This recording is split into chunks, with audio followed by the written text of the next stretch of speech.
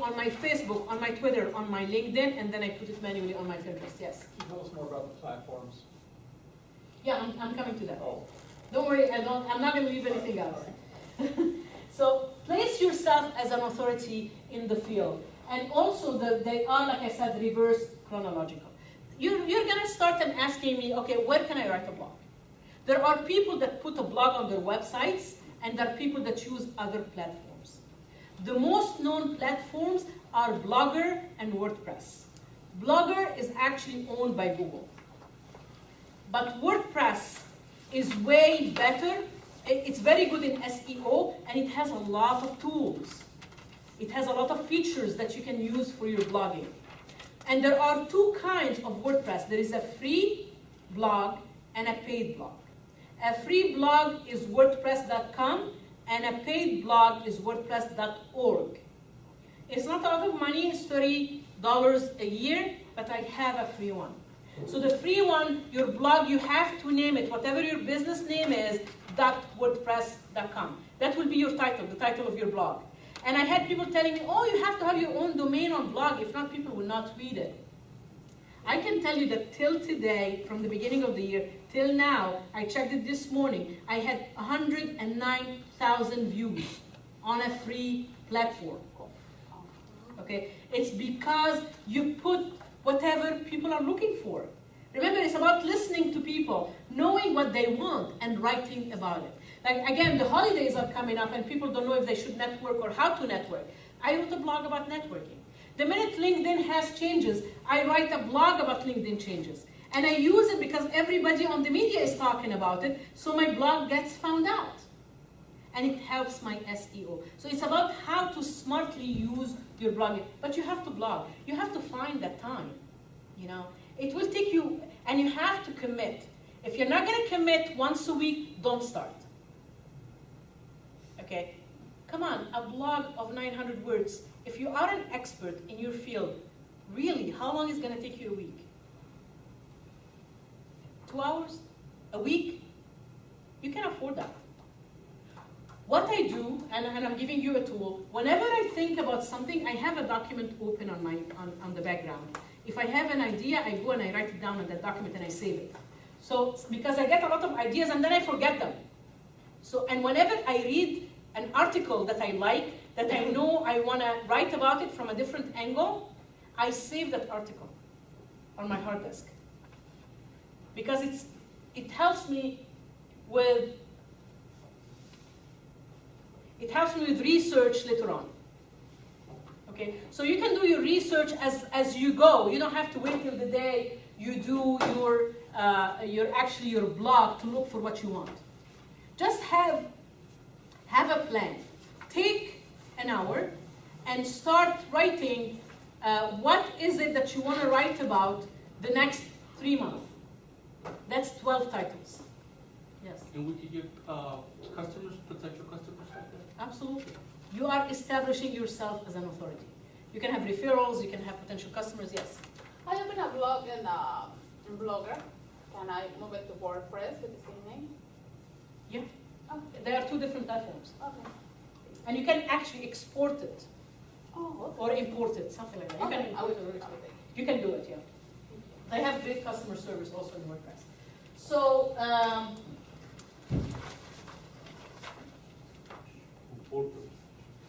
next.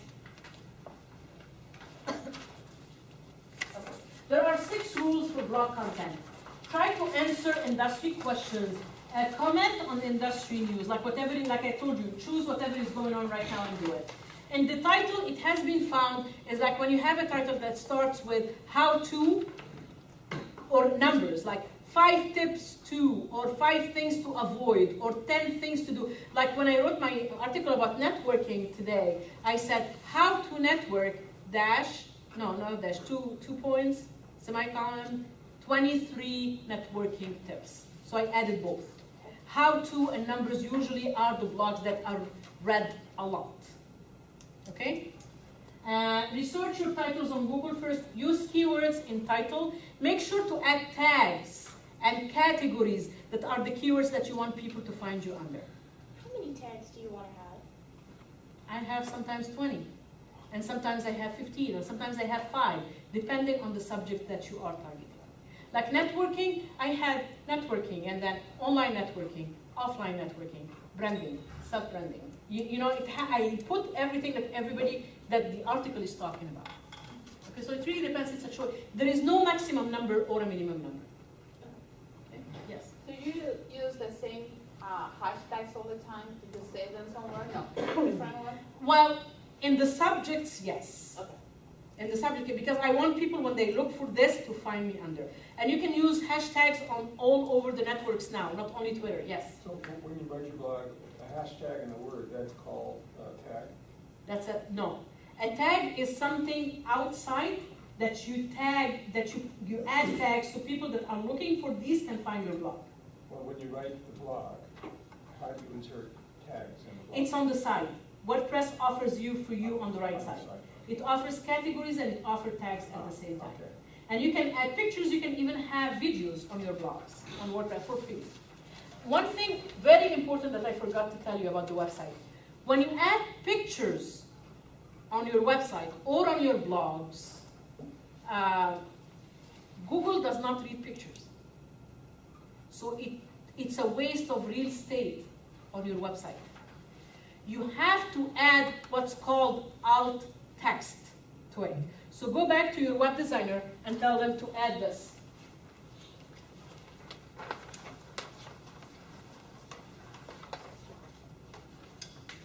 Alt text means alternative text. This way Google can read the picture. And when you put alt text, make sure again to use keywords that you want people to find you under. And even with, like I do my own website on Microsoft, it gives you, whenever you add a picture, it gives you a place where to put the alt text. If on WordPress, when I do my blog and it's free, when I add a picture, it also gives me a place where I put my alt text. So now everybody gives it to you. You don't have to be a professional web designer to add your alt text. The alt text is when you move your cursor on a picture, it reads something. That's the alt text. Okay?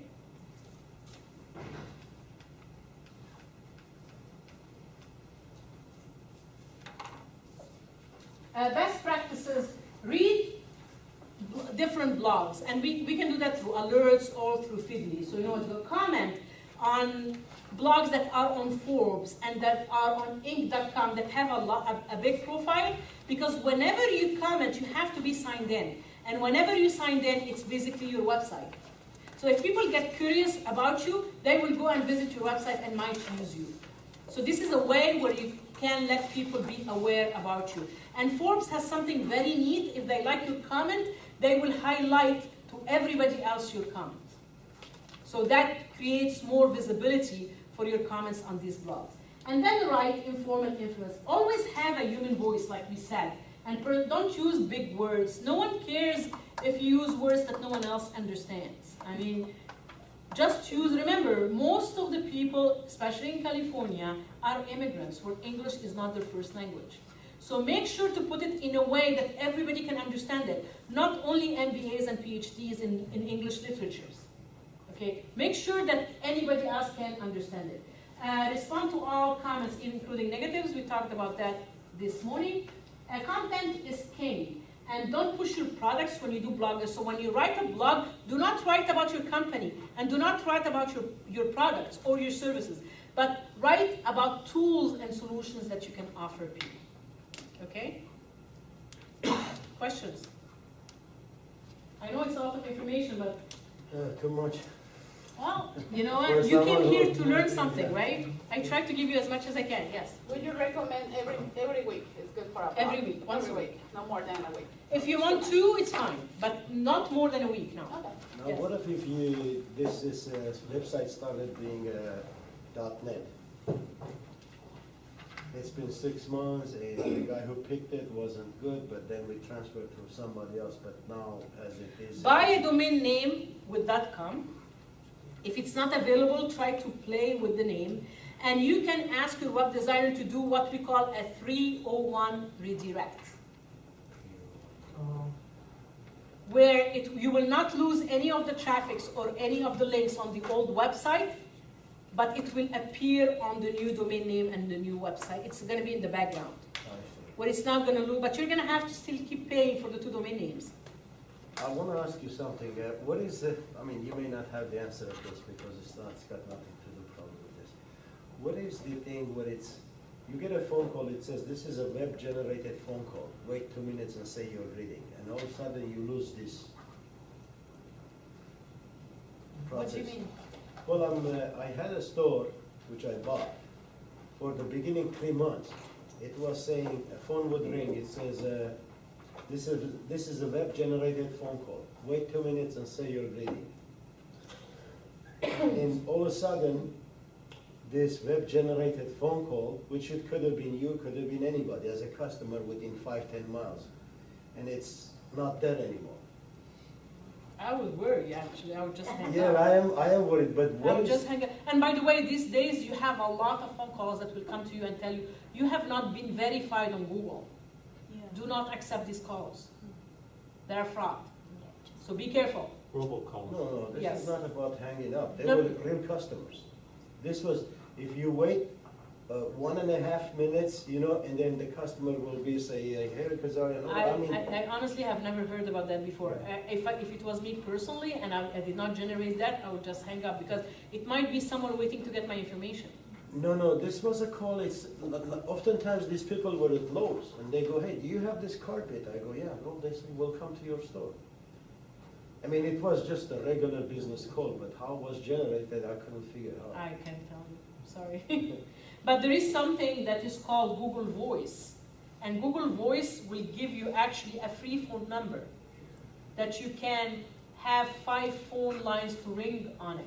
So if you don't want, if you are a small business like I was and I didn't have a lot of money to pay $500 for a business line and I didn't want to use my cell phone out on my business cards, I got a Google Voice number and I rolled all my numbers on it. So people can call and leave messages, and when they leave a message, if I'm not around, it will generate a text message on my phone. And it will generate an email address too. So this is a good thing for you if you don't want to use your cell phone. What? Twitter. I'm sorry, what is it? Google? Google Voice. Google. Oh, and it's good because it tracks the email of whoever's calling you? Yeah, it sends you an email, not grabs the email. It will send you an email to tell you that this is, you can play the message and hear it from your email. Google And Voice. it, Google Voice, yeah. Oh. And it transcribes it too. And transcribes too as a text message. I love it. I mean, I started in the beginning with it and I still, I'm in love with it. And the best part of it is that you can be on the phone listening to who's calling you because they have to say who they are in order to go through. So you can choose to let it go to the voicemail or you can take up the phone if you press 1. But the client needs to say their name? Yes. See, some people might not like that. Too bad. I don't want any salespeople calling me either. Oh, but you could choose to have it set up like that, where they put their name? No, you can they have to have Oh, their they name. have to, it's not Yes. optional. Yes. Back to the blogging, we're blogging like 3 times a week. Is that overkill? Depending on what if you're adding value, I won't say it's overkill. But if it's starting to be like, the same thing over and over, it actually works against you, not with you. So you need to look at the content. I cannot really tell you if I don't know the content what it is. When you blog, can you copy and paste, or should it all be your genuine, That's plagiarism. or like just content? You have to have your own content. Like one day, and that's why I Googled my name and I Googled the words. I found someone that took, I swear, they copy and pasted everything on my blog and they put their name on it. Wow. And this will happen a lot. I mean, you will see it a lot. They didn't even change a word, not even a punctuation, and they never gave me credit. I mean, sometimes people ask me, can I use your blog and give you credit? Of course, because this gives me more visibility, right? But they did that, and I contacted them and I said, if you don't give me credit or take it down within 48 hours, I am going to report you. Because it's against the law. So, Twitter. What is Twitter? Twitter is a form of microblogging of 140 characters. Total with your username should be 160. Do we know why they are 160? characters? Okay. When the owner started in 2006, they had a bigger vision that they want people to use Twitter not only on their PC or laptop, but they want it on their cell phones as well. Text messaging and mobile marketing has been huge in Europe, Middle East, and India for the last 10 years. It barely coming to the United States. So they wanted the Twitter to be used on their smartphones. And a text message is maximum 160 characters. That's why it became 160 characters. And they made it 140 because they said every single person has to have a username or a handle name. And that handle name should be not more than 20 characters. That's the idea. So this is it's based on what are you doing. So if you tell me I'm going to get my coffee from the coffee shop, I don't care. Unless I'm in the coffee business. And if I'm in the coffee business, I will interact with them. What coffee do you prefer? What grade do you prefer? Do you prefer dark or light? You know, I will start a conversation. But if someone is telling me I'm going to walk my dog, unless I'm a vet or a pet groomer, I don't care. So if you use it for business, be mindful of that. We said it's real-time search, search.twitter.com. And the beauty of Twitter, if we notice when the revolutions happened in the Middle East, even CNN and Fox News and everything, they were getting their news from Twitter because it was instant. And that's why you can engage in conversations with your clients instantly. So if you want to know what people are saying, enter your zip code. You might have some clients. You might get some clients that way. But look at what people are talking about. Search your product, search your competition, search your keywords, and you might get some clients that way. So this is how Twitter looks. You have to remember about branding. You have to personalize everything. If you notice on LinkedIn, I had the same picture. And this is my Twitter account. This is how it's personalized. I like the background to be tiled. I have a logo, but I don't use logos. I use my personal picture so people can have a direct connection with me like we talked earlier. So this is how it is. It will tell you on the top home, add, connect, and discover. Add, connect, when you click on it, you have to click on that every single day. It has two parts. It has mentions and it has interactions. And this, when people mention your name or retweet something from you, this is where you will find it. So you need to go back, actually, if anyone retweets a tweet of yours or mentions your name, you actually need to go and thank them. Every single one of them. If someone started to follow you, it will show at the Add Connect. You go and you thank them for following me. It's about interaction. It's about building these relationships. That's why you have to look at Connect every single day. And then the hash discover is when you're searching for a keyword. You have the tweet numbers, you have the following, and the followers. You have to make sure that the people that are following you are at least, the number is at least 10% higher than the people you are following. Again, you have to make sure that the people that are following you are at least 10% higher than the people you're following. So if you have 100 followers, the minimum that you have to be following only 90. Why?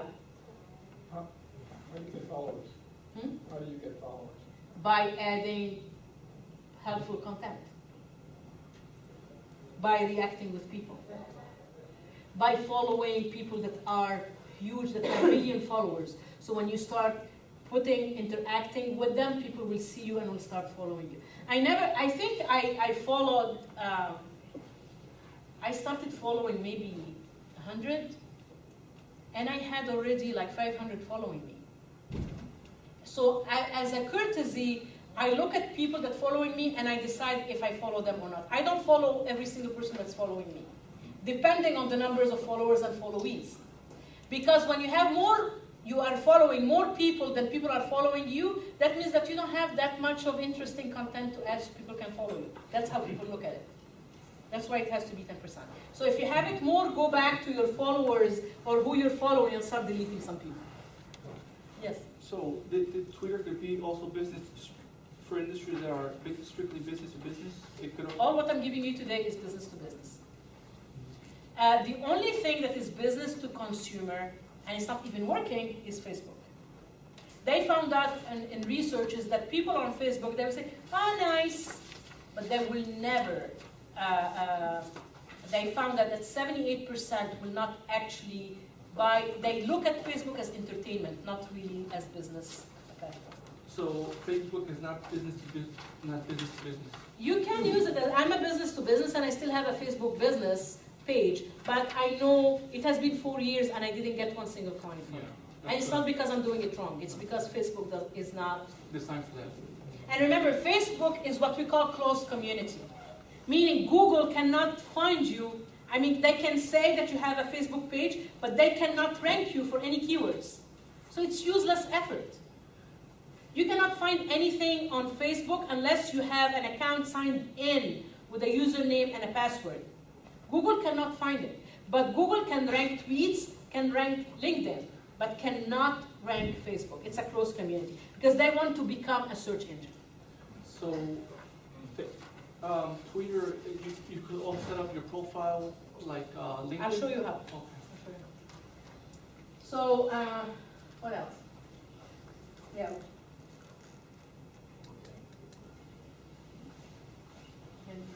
That's compose new tweets. That's what you do. Okay, so remember someone asked me about settings before.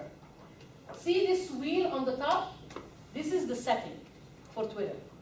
You click it and there is a drop-down menu. So you have your description, you have your bio, you have your profile, you have your privacy, and however you want to set your LinkedIn. Your Twitter.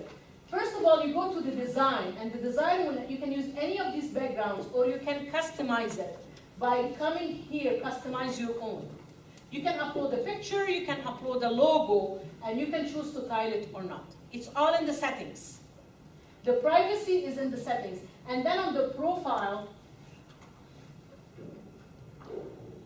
here, if you go here, there is actually a bio. And in the bio is only 140 characters. So that's the same as your headline on LinkedIn. That's why I'm saying put a big bio and a small bio and have on this bio, use it wisely. Put all your keywords in there. And make sure to add your website where you have to add it. The only thing that I will advise you to do on Twitter in the settings, there is a little box that says, if you want your locations to be known with every single tweet, unmark that box for your security. Sorry, again? There is something that will tell you if you want your location to be known with each tweet, unblock it. Don't have it shown your location where it is. How can they know, what do you mean where you're at? Yeah. How? The tweets zooms in, especially if you have a phone. You know that people can track you with your pictures. With your fit? If you have a picture, people can actually track it down to what camera and which location you took your picture from.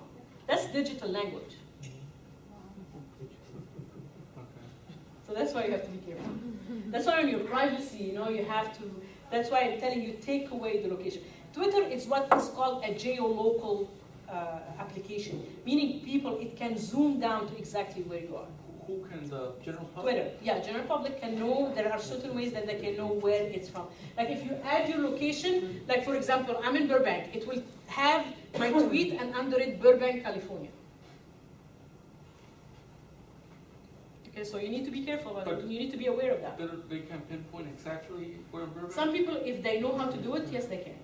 So, So if you are scared of theft and identity or whatever, just take it off. stalkers. Just take it off, stalkers.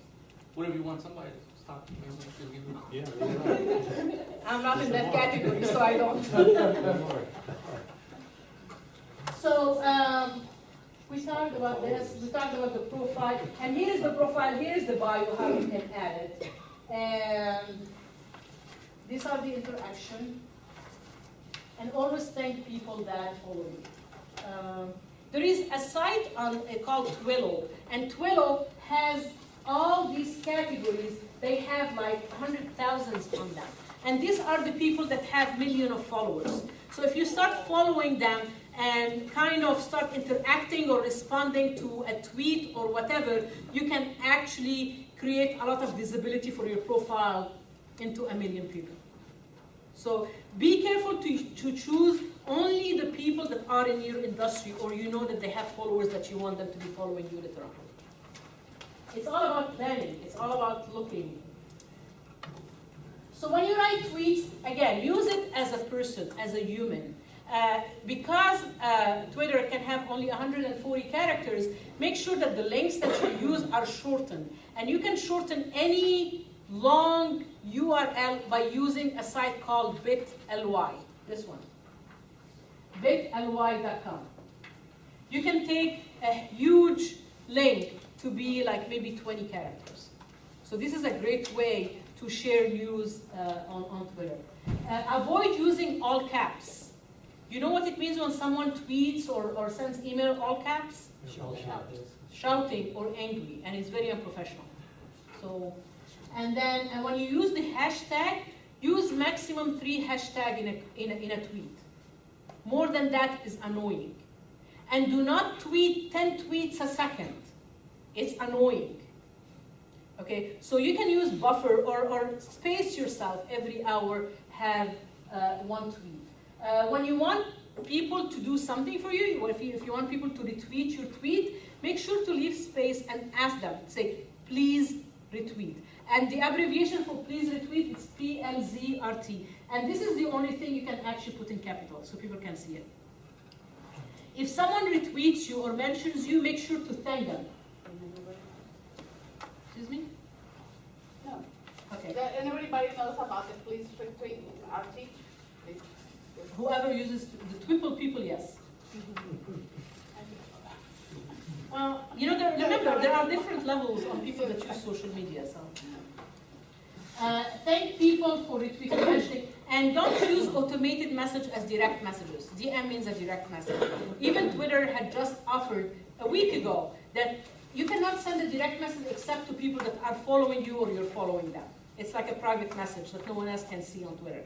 But Twitter opened it to everybody, that you can send a DM or a direct message to everybody. And then a week later, they took it away. You know why? Because people get annoyed with automated direct messages. They get annoyed by anything that sounds like a robot or like a computer. They want to deal with human beings. It's about building human relationships. I will say that till the end of this session until I die. No self-promotion or advertising. But we are all on social media because we want to market our products and our services. So it is permissible, if you want to say, that every 10 tweets, you can add 1 tweet advertising your services or your products. The ratio is 10 or 12 to 1. And that's the same in Facebook, that's the same on LinkedIn. Now, for this, like, for example, my industry, we do business to business, usually property managers, chief engineers, property owners, or buyers. These professionals, do they tweet? Do they use kind of maybe? There are a lot of people that do that tweet now. I mean, I cannot tell you unless I research them. I mean, I cannot give you a smart answer unless I research it. But a lot of people tweet. Almost everybody's on LinkedIn, you know. Yeah, on LinkedIn, yeah. You know, and they say, oh, I'm on Facebook, but on a personal page, so that will not help you.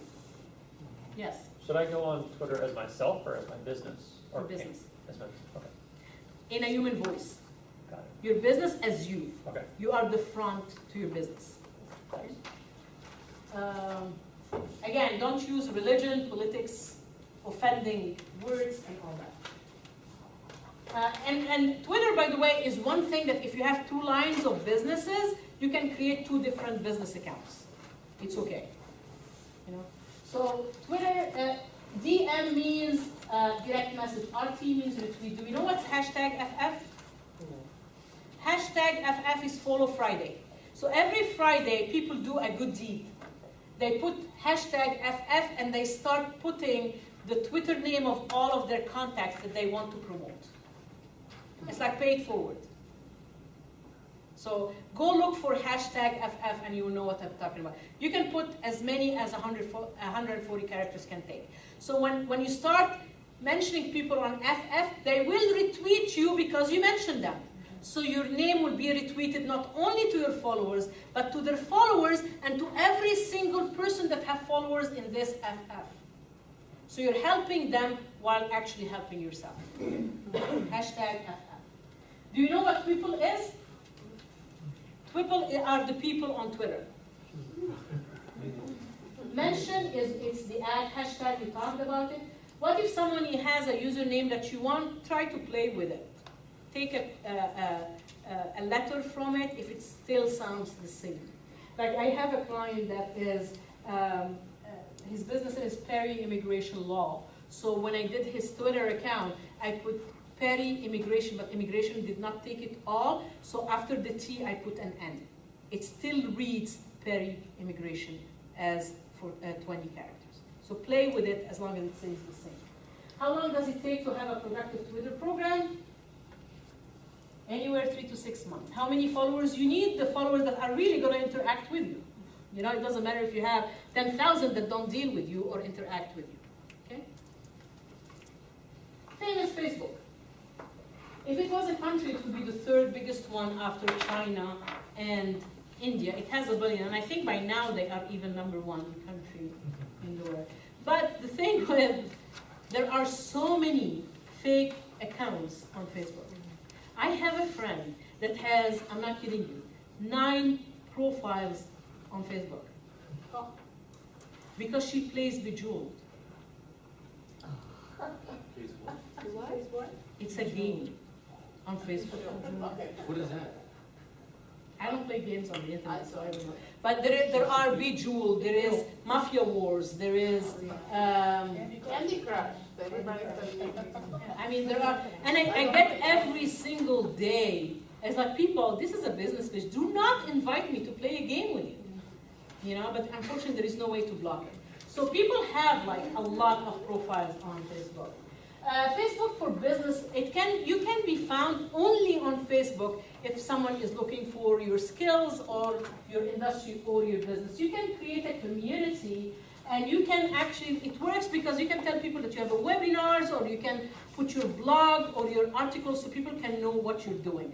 The only thing that sometimes really works on Facebook are their ads, because the ads are very specific. And you can tell them, I want to spend $15 a day. But I want it to go only to females that are 25 to 30 in this zip code. They make so much money. They are mothers. You know, I can specify it very specifically where my ads will appeal only to my segment market. And I can make, but it's up to me to make a strong call to action and a strong offer so my money will not go to waste. Oh, you mean we could pay Facebook for the advertising? Yeah, Oh, okay. Facebook ads. It can generate leads for business, and you can have plugins like buttons that you can put on your website. And then on your business page, there is something that you can add tabs. So you can add your Twitter tab, you can add your YouTube tab, you can add your Pinterest tab. And you can do it very easy, for free, using a site called woobox.com. Even if you have no idea on how to do anything, WooBox is very simple. It's on your slides. WooBox.com.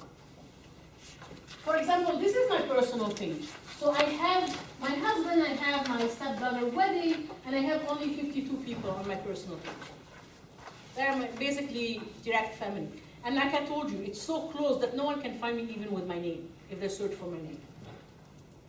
And this is my business page. So you have it, it's different. Again, it's the same picture that I use everywhere else, and it has my top picture. And the top picture that you have, the cover picture, cannot have a phone number and cannot have a website. It's against Facebook guidelines. It can only have your slogan or something. And believe it or not, how I did this, I took a picture and I put it on a PowerPoint presentation, and I inserted a box and I wrote this on top of it. And then I saved it as a picture. There is a great program that's called Jing, Jing.com from TechSmith, where it can actually take a picture, like a camera, of any picture that you have on the computer, on your screen. You can size it according to the picture, and it saves your picture for you as a picture PNG format. So you can use it after that anytime. So, and I put it on PowerPoint presentation. I did it as, I added whatever I wanted to add, and I saved it as a picture, and now I use it anywhere else. Again, the settings are in the little wheel on the top. And here you have the pages that you manage, and it also has account settings and privacy settings. This is where you can control who sees you, who can tag you, and who not. And make sure on a business page that no one can tag you. Because you don't know when your college friend will decide to put a picture when you guys were drinking in college and will tag you in it. So make sure that you're not taggable. So this is, for example, the account settings. You have your name, your username, your password, email. This is basically your account, and you can edit everything. These are the privacy settings. So here it will tell you who can see the future posts, who can tag you, who's your audience, who can look you up using names, and you can want search engine to find you. And here you can choose public, everyone, on or not. So on my personal page, I have no one here, or my direct connections. That's it. But for a business page, I have it all feasible, but I only stop the tagging. I don't want anybody to tag me. So it's, again, it's through this little wheel that will have the drop-down menu for your privacy. The great part of, how many of you get invited to events every single day on Facebook? What do you do with it? Okay. You are wasting a great opportunity for people to see you. Because usually these events are sent to 2,000 people, for example. You need to put something into the box. Always respond. That's a great event. I wish I could do it, but I'm doing whatever, seminar, or that's a great idea, because if it's your industry, put something smart about it. And then you can choose yes, no, or maybe. But when you respond, your response will go to the 2,000 people. So you're increasing your visibility to 2,000 people that might not know that you exist. Okay? There are groups and pages, and groups that are three types. There are secret groups where even if someone looks for that group, they will not find it. And they're usually project managers with their teams, families, you know, they are called secret groups. Then there are the closed groups. Closed groups meaning that you cannot see or comment on it unless you are a member and you join the group. And then there are the open groups where anyone on Facebook can see it, where there is no privacy. Fan pages are very transparent. Admin in the group are visible, but not on the business page. A fan page is what is called business page now. There are limited apps that you can use for group rather than pages. And I have a slide for you. I'm not going to go through everything, but you have it, the difference between groups and pages. And nothing can say that you cannot have both groups and pages at the same time. Nothing can say. If you have the time, more power to you. So this is the difference. The group is like a community that called? The group? The group is a community? Yeah. Okay. The Facebook best practices: be interactive, embed your videos in your Facebook page, create contests on Facebook, especially if you have something like coffee. Put coupons, happy hour, you know, you can put, this is what will really, the only thing that people will react to on Facebook are the contests and the free coupons and the discounts and all that. This is the only thing that will react to. Integrate additional ads with Facebook. Introduce your new products. Whenever you have a visitor, the best part about the business page is that it has analytics that comes to you every single week. But you cannot see this analytics unless you have at least 40 or 50 likes. I can't remember, it's 40 or 50. Lower than that number, you're not going to see your analytics. Analytics will tell you how many people engage with you, are you up on engagement or down, so you can kind of adjust what you put on your Facebook page. Welcome new visitors, thank people that started contacts or liked your page. integrate social economy, meaning if you have a blog or whatever, put it on your Facebook, and like other business pages, because in return, I have people that email me, if you like my page, I will like your page. Yeah? And I look at the page, and if it's something interesting, I will like it, so they will like me back, and that's how you increase your liking pages. To recap what we said today, put Google alerts for your brand and engage people wherever they are. Put Google alerts for your industry. Think seriously how much time you need to spend on your Facebook business page and about the results it gets you. Keep an eye on the local people on Twitter. That's why I said you can enter your zip code and see what people are talking about. I found a couple of clients throughout the years, believe it or not, entering my zip code. Use Feedly to aggregate news and to share it on your social media. Blog, but don't start blogging if you don't have a commitment to do it at least once a week. Use LinkedIn as networking tool, looking for people, and it could be your best marketing tool. If you want people to speak about you, engage them. Be creative, get their attention, and help them. As human beings, we do not forget whoever helped us. So if you are in a group, for example, on LinkedIn, and someone asks a question that has to do with your industry, answer them. Don't answer them, oh, contact me because I have the solution for you if you hire me. If someone goes, I mean, I've seen that, like 50 answers will be that way, and one answer will be real help. Guess the next time that person that has a problem will go to which one? The one that helped them. It's a long run. If you are on it for the long run, you're not for it in the short run. And one more mistake that 99% of the people do when they join groups like on LinkedIn, they join their peers. And my question to you, are these your customers? They're not. They're your peers. They're your competition. But you're joining these groups.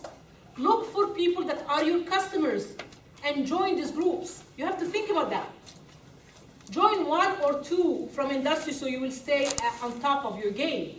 But most of your groups should be your customers. You have to harvest for your customers, not your peers. Other potential networks. Google Plus is a great, till now they cannot prove if Google Plus has an impact or not an impact on SEO, but the majority agree that it has an impact on the long run. So put a lot of stuff on Google. It doesn't matter if you have a lot of circles or not. Just put a lot of content and use hashtag. You start putting hashtag and you start putting, for example, window cleaning. Google Plus will give you a drop-down menu of all the keywords that are used about window cleaning. So when you add a link, make sure to add something on the top with a hashtag button. And then Google have something like Giving Tuesday and Charitable Thursday, and it's a chat that goes on all day. And there are a lot of people that are following it. So whenever you put a post on Google Plus, depending on the day of the week, Google what are the events or the chats on Google every day and join that chat. Again, it increases your visibility online. Pinterest is now known. I mean, Pinterest is huge. YouTube or Vimeo. Last.fm is a website where you can actually personalize your radio stations in whatever music you want to hear, and people interact with each other depending on their common interests. Yelp and Foursquare are for someone that has a brick and mortar store. Yelp has been having a lot of negative about them lately. I mean, there was a big reportage about them on ABC News 2 days ago about how they are blackmailing people now for negative reviews and all that. So Foursquare is great. Then there is Groupon. I really, especially for coffee shop, for window treatment. Groupon. It's like, I'm crazy about Groupon. It is like almost every day I buy something.